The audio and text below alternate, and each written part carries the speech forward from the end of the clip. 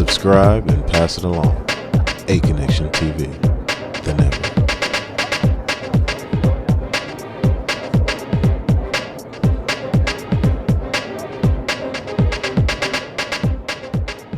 What is going on, world? I'm Wesley from A Connection TV, the network, the one channel on YouTube where we actually adopt similar connections despite our differences. And the similar connection that I want to adopt with you is with the understanding that Tyler Perry played the out of us because we watched this whole episode of the premiere of The Have and the Have-Nots, and we don't know who Crazy killed. We do not know who she killed. We don't know if Mrs. Cryer is dead. We don't know if she killed her. We don't know if she killed Celine. We don't know who's dead. But what I do know is that Tyler Perry gave Benny some more lines. Benny carried this whole show. Yes, he did. Did he not? Yes, he did. Did he not? Yes, he did. Did he not? Hannah was in the show practically the whole show. Candace had a couple lines. Jim was tied up and gagged pretty much the whole time. David and the hoe was cool. Veronica had her little time. Let me tell y'all one thing. The Have and the Have-Nots give me soap opera all day. I love it. No problem. No problem. I can vibe with it. I can vibe with watching a black soap opera. I can vibe. The tone of the show, very slow, very drawn out. But soap opera, no problem. No problem. I'm here with you. Wyatt wake up. We're going to go through blow by blow. Wyatt wakes up. He walks the halls. He goes downstairs. He finds a cell phone outside. All the while, only thing I'm really noticing is the fact he ain't had no damn underwear on under them thin-ass pajamas. Wyatt is fine as shit. What? So he finds the phone. He goes into the alcohol room or the office or the library, whatever they call this room in one of this big-ass mansion. He sits down. He looks through the phone. He figures out the password of Jim's phone. He goes through it. Tell me why Candace's name is out there. Celine's name is out there. It could have been, why could have been Ho Black Ho? Or, waitress, Miss Waitress if you're nasty. It was their full name, so obviously Wyatt was able to know who was what and what was going on. And so he was reading all the texts from Jim to Candace and Celine. All the while he gulping down his apple juice, gulping it. Wasn't apple juice, it was alcohol, but I'm sure it was apple juice on the show because they wasn't going to have him drink alcohol like that. No. So, yeah, he gulping it down. I'm like, uh-oh, he back to drinking now. Then he slammed the phone. I'm like, oh, shit. Oh, shit. Hannah and Michael. I want them to get it. Let's get it on. Yeah, baby. Let's get it on. That's what I want. I want Hannah and Michael to get it on. Michael is way better looking than Brian. I don't even know why Hannah is even trying it with Brian. Well, she ain't no more because she told him to get the fuck off my lawn. That was hot. Not lawn. Lawn. Get the fuck off my lawn. That was hot. But the whole Benny being jealous and overprotective of Hannah for Michael because Michael is drunk and he tried to get it on with Hannah. And I'm like, y'all better go ahead and be old bucks. He's supposed to be somebody's grandfather. That's a young ass, gorgeous looking grandfather. That's all I'm saying.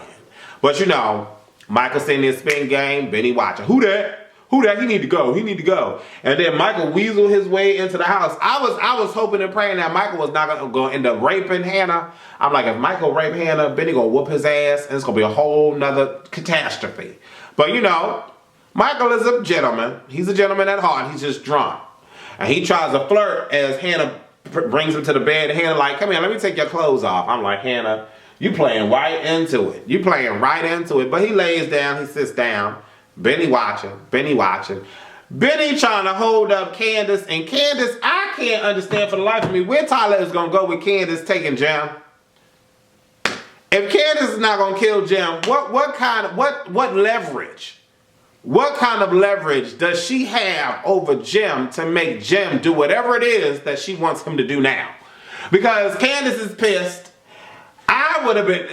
Had it been me, I would have been like, okay, he didn't kill me. Okay, he trying to send me a message. But Candace is cuckoo for Cocoa Puffs. Crazy.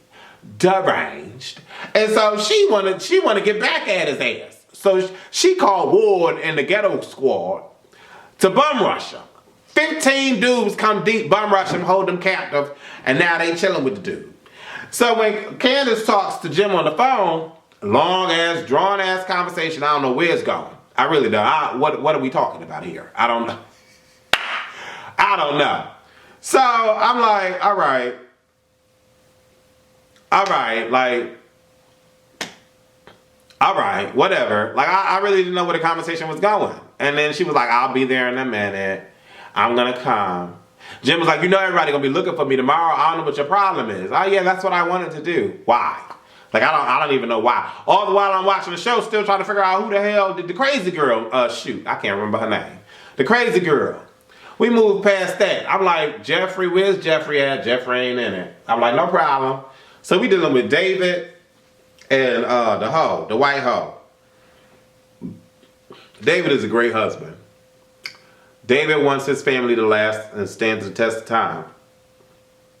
David is unhappy with the way that Veronica is treating Jeffrey because Jeffrey is gay. David's a great guy. David is weak and he's vulnerable, and alcohol is playing a huge part into his decision making right now. He's forgetting his marriage, he's forgetting his vows, and he's kissing on this white hoe. Granted, the white hoe knows about the marriage and everything, but she's greedy and she wants to have her cake and eat it too. She's attracted to David. David is a solid man. Who wouldn't, right? So they kissing, mwah, mwah, mwah, mwah, mwah, you know, kissing or whatever. And I'm like, damn, like, why you fucking up right now, David? And I'm like, what? All the while, Veronica is calling her. Ring, ring, ring, ring. He ain't picking up the phone. Ring, ring, ring, ring. So she thinking she knows that bitch, because you know they caught them in a hotel and there was a whole problem with that. So Veronica go get her tennis shoes. She go put her tennis shoes on. I'm like, all right, Veronica ain't that bitch. Veronica is not the one. She go put on her tennis shoes. She smells something downstairs. It's Quincy. Quincy downstairs, eating up food and shit. Then Quincy tries to rape her. Or not tries, but forces himself on her, starts kissing. You know, I'm thinking she about to get raped. I don't know why I was thinking everybody was going to get raped this particular episode, but Veronica bites him.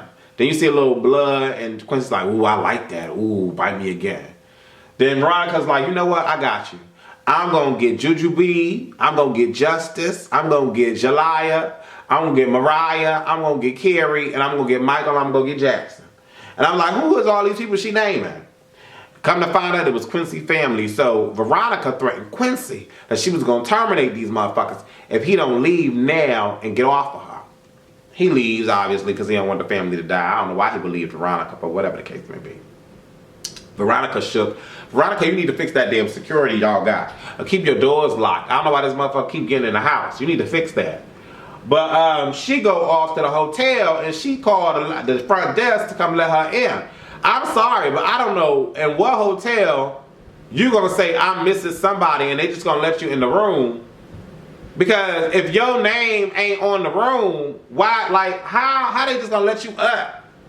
I don't know what was on with that, but the hotel is about to let her up into David's room. David's not there, but his phone is there. And the white hoe is next door. So I'm trying to figure out what's going to happen. All the while still trying to figure out who shot who and who's dead. Is that the whole show? I think that's the whole show. Hannah cussed out Brian because she found out that Brian was working for Jim. Brian admits to everything and he still tries to reconcile with her. Hannah says, get the fuck off my lawn. And I think that's about that. Yeah, that was about it. That was about it. It was a cool episode. It was a cool episode. The highlight was when Veronica went to the hotel, when David kissed the white hoe, when Hannah told Brian to get off her lawn, and that was pretty much it. The rest of the show was stale. Oh, and Wyatt walking around with no underwear on and them light material pajamas he had on. What? What happened? Oh. I want to see from AK Nation TV, the network. Let me know what y'all thought about this little quick ass review. I mean, there was really nothing happening in the show. If y'all don't watch the Have and Have Nots, y'all definitely need to tune in because it is an awesome black soap opera. Tyler Perry is doing your thing. Lee Daniels, you're doing your thing. Greatly support and appreciate y'all for the stuff that you give me to watch and to be entertained by. Deuces. Yo, that's my word. Man, how many mics does it take to get the center of the top? You know what I'm saying? Like, it's crazy out here, you know what I mean? Yo, BX, stand up.